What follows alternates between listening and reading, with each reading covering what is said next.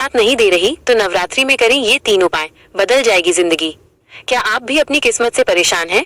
मेहनत करने के बाद भी सफलता नहीं मिल रही? नवरात्रि के 9 दिनों में देवी दुर्गा को प्रसन्न करने के ये 3 आसान उपाय आपकी किस्मत बदल सकते हैं। हो सकता है कि चमत्कार ही हो जाए। लाल गुड़हल का फूल। हर सुबह स्नान के बाद माता रानी को एक लाल गुड़हल का फूल जरूर चढ़ाएं। माना जाता है कि ये फूल माँ को बहुत प्रिय है और इसे चढ़ाने से आपकी सारी इच्छाएं पूरी होती हैं। दुर्गा चालीसा का पाठ। हर दिन कम से कम 7 बार दुर्गा चालीसा का पाठ करें। इसके शक्तिशाली शब्द आपके मन को शांत करेंगे और नकारात्मकता को दूर भगाकर आपके रास्ते खोलेंगे। जरूरतमंद को भोजन कराएं। नवरात्रि में किसी एक दिन किसी गरीब या भूखे इंसान को भरपेट भोजन कराएं। माता रानी अन्नदान से सबसे ज्यादा प्रसन्न होती हैं और आपका भंडार भर देती हैं।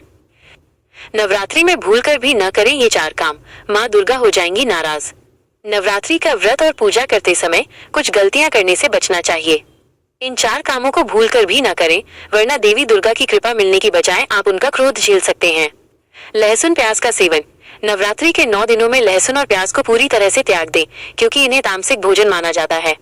बाल नाखून न काटें। व्रत के दौरान बाल कटवाना या नाखून काटना शुभ नहीं माना जाता। इन 9 दिनों में इस काम से बचें। मांसाहार और शराब। अगर आप व्रत नहीं भी रख रहे हैं तो भी नवरात्रि के दिनों में मांसाहार और शराब का सेवन नहीं करना चाहिए। झूठ बोलना और झगड़ा करना। मन की शुद्धि सबसे जरूरी है, इसलिए इन 9 दिनों में किसी से झगड़ा ना करें और न ही किसी के बारे में बुरा बोलें। नवरात्रि में पूजा के लिए सबसे जरूरी है ये एक चीज, इसके बिना अधूरी है साधना।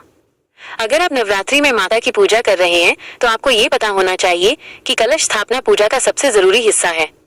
अगर आप इसे सही तरीके से नहीं करते हैं तो आपकी पूरी साधना अधूरी मानी जाती है। कलश को पानी से भरकर उसमें सिक्का, सुपारी और आम के पत्ते डालकर ऊपर नारियल रखना होता है। ये कलश पूरे ब्रह्मांड और देवी देवताओं का प्रतीक होता है। इसे सही दिशा में स्थापित करने से ही पूजा सफल होती है और माँ दुर्गा की कृपा घर में आती है।